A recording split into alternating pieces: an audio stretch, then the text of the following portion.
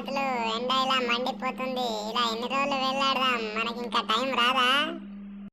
ముహూర్తం వచ్చేసింది రా మామ. ఇంతకు ముందే ముచ్చట పెట్టుకున్నది కోత్త అని అలా ఆయన తోటి. అత్త చూడు కాసేపట్ల. అవునారా మామ? అయితే ఇంకేం, మనకు టైం దగ్గరకు వచ్చిందన్నట్టే. నేనేమైతాను? ఫ్రై అవుతాను, కర్రీ అవుతాను, పులుసు అవుతాను. అవునా మామ, ఇంతకు ముందు అయితే ఏదో ఒకటే అవుతామని ఫిక్స్ అయ్యి ఉండేటోళ్ళం. ఇప్పుడు మాత్రం తిక్క తిక్క కూరలు చేసి పడేస్తాను.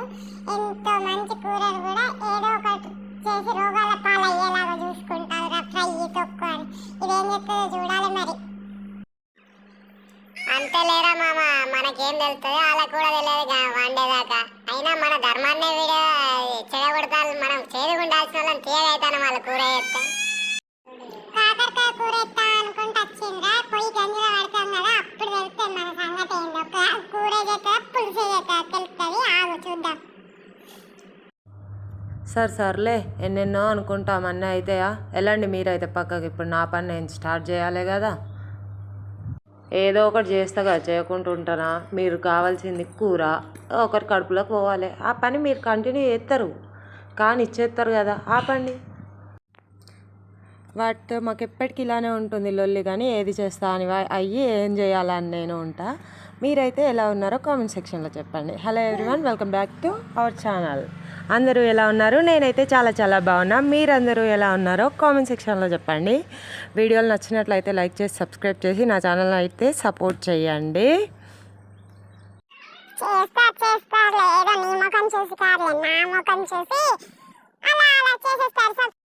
సబ్స్క్రైబ్ అంటే చేసేసుకోండి అబ్బా. దీని బాగా చూడలేకపోతున్నా ఇన్ని రోజుల నుంచి. మనం చెప్పినందుకు వాళ్ళు సబ్స్క్రైబ్ చేసుకోవడానికి రెడీగా ఉన్నా. ఈ మహాతల్లి ఫస్ట్ వీడియోలో అయితే కంటిన్యూగా పోస్ట్ అయితే చెయ్యాలి కదరా, లేదంటే ఎలా చేస్తారు వాళ్ళైనా? చంపేసింది, కాటు పెట్టేసింది. మిమ్మల్ని చంపకపోతే మా కడుపు ఎలా నిండేది? అంతే కదా మరి. ఏంటి మరి ఇవాళ స్పెషల్?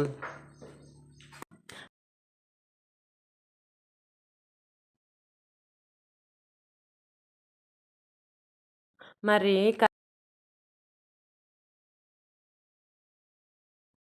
ఫ్రై చేయి మరి. కర్రీకే సరిపోవు, ఫ్రైకి ఎలా సరిపోతాయండి? ఇంకేమున్నాయి మరి? కాకరకాయతో చేస్తే పులుసు, లేదంటే బాజీ. ఆ రెండిట్లో చాయిస్ నీదే, నీ ఇష్టం వచ్చింది చేసేయిగా. చాయిస్ నాదే కానీ కాకరకాయ ఆల్రెడీ కట్ చేసా కాబట్టి బాజీ అయితే చెయ్యరాదు. రౌండ్ కట్ చేయలేదు కాబట్టి పులుసు చెయ్యాలా? కటింగ్ తోటి ఏం పని ఉందబ్బా? నువ్వు రౌండ్ కట్ చేసినా పొడుగు కట్ చేసినా నీ చేతుల్లోనే ఉంది అద్భుతం.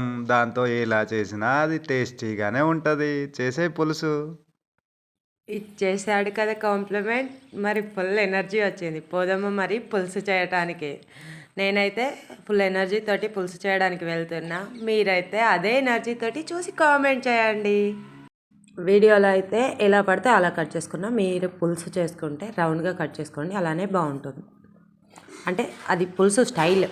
స్టవ్ ఆన్ చేసుకొని కడాయి పెట్టుకొని ఒక 2 టేబుల్ స్పూన్ల ఆయిల్ వేసుకోండి. అందులోనే ఆవాలు, జీలకర్ర, ఎండుమిర్చి గింజలు, నచ్చితే ధనియాలు, మెంతులు కూడా వేసుకోండి, లేదంటే స్కిప్ చేసుకోండి.